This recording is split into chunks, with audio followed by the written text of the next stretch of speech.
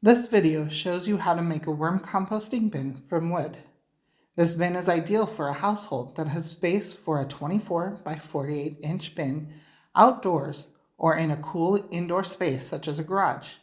The result will be excellent quality worm compost. Step 1. Preparing for construction. Before you get started, set up the sawhorses and have your tools, eye protection, and ear protection ready. Look over the cutting sequence and expanded view on page 2. Step 2. Cutting the plywood. Use a pencil and the straight edge to mark all measurements before cutting.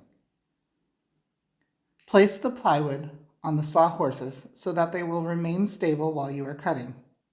When making this first cut, cut number 1, just barely leave the 48-inch pencil line.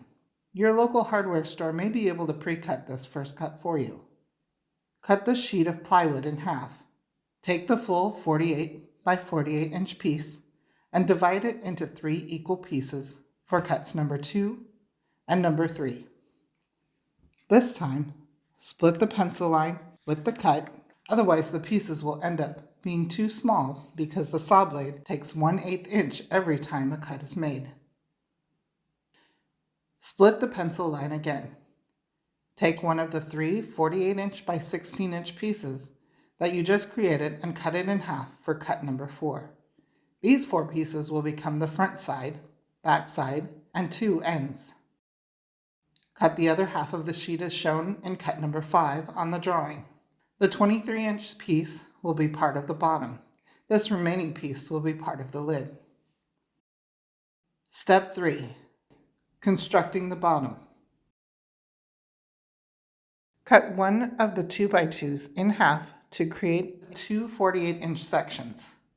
From the other 2x2, cut 2 20-inch long pieces. These 4 pieces will become a rectangle for the bottom. Cut one more 20-inch long piece of 2x2 for the middle support on the bottom. Lay the 4 pieces out to form a rectangle. These will create the frame for the bottom of the plywood. Fasten using the deck screws. You will use only a few deck screws per side. Wow.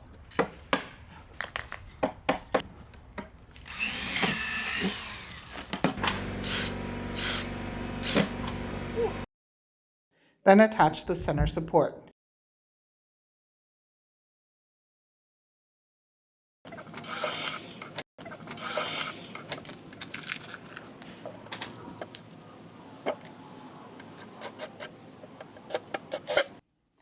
Next, drill 3/8-inch drainage holes in the bottom. You will need 12 to 16 holes. See expanded view for a pattern for these holes. Step 4. Constructing the sides. Cut 2 14 1/4 inch pieces from one of the 2x4s. Then cut 2 14 1/4 inch pieces from one of the 2x2s. These 4 pieces will be the corner blocks. Place the 2x2s under each end of what will become the front. Look for the best plywood surface to face up, as that will show on the final bin. Make sure the ends of the 2x2s are flush with the top edge of this front side, and the long sides of the 2x2s are flush with the front side plywood. The other end will not be flush. Fasten using the deck screws. Follow the spacing pattern shown on the expanded view. Do the same with the back side using the previously cut 2x4s.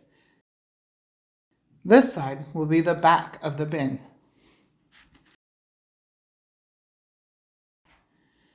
Attach the end panels to the front and back sides. Screws are used to assemble the bin because they are easier than nailing, and mistakes can be corrected more easily.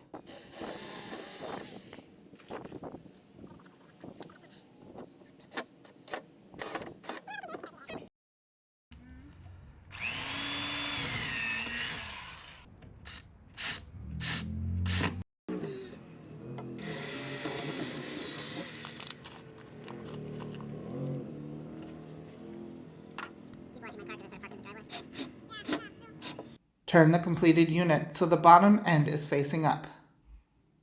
Slide the bottom, plywood face down, into place so that it rests on the ends of the corner blocks. If it doesn't fit, unscrew the screws along the frame. Put the bottom in and then replace the screws.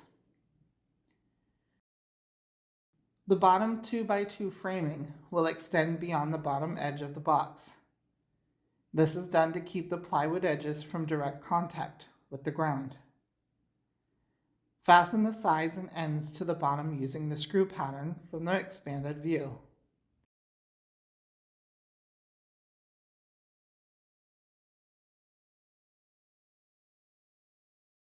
Step 5. Constructing the lid. Cut 2 pieces of 2x4, 51 inches long, and 2 pieces 18.5 inches long. Lay the pieces out to form a rectangle. Center the plywood with the best surface up onto this rectangle of 2x4s and fasten according to the expanded view. The 2x4s will extend beyond the plywood. Next, attach the hinges to the back edge of the bin.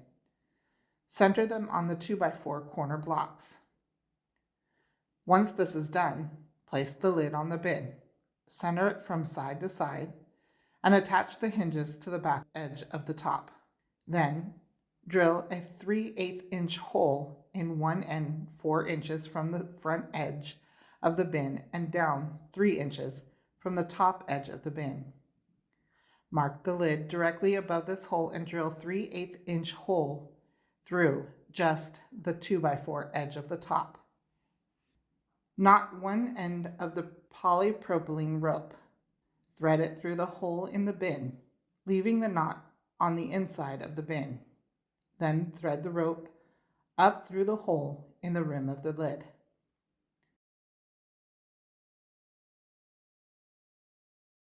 Open the lid to just past vertical and tie another knot in the rope. This rope prevents the top from falling back and possibly breaking off the hinges.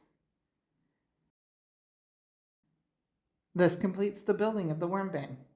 To extend the life of the bin, you may caulk the lid at each point. Put the bin on bricks or risers to keep it off the ground. To help rat-proof the worm bin, attach hardware cloth to the bottom of the bin and extend it up on both sides by 4 to 5 inches. Consider covering edges of hardware cloth with wood lath to protect against sharp edges. A starter batch of worms can be purchased at a small additional cost, obtained from a friend's bin or found in an old compost pile. Call the garden hotline at 206-633-0224 for sources of redworms and to request the Composting at Home and Growing Healthy Soil guides. If you have any questions, please contact us at gardenhotline.org.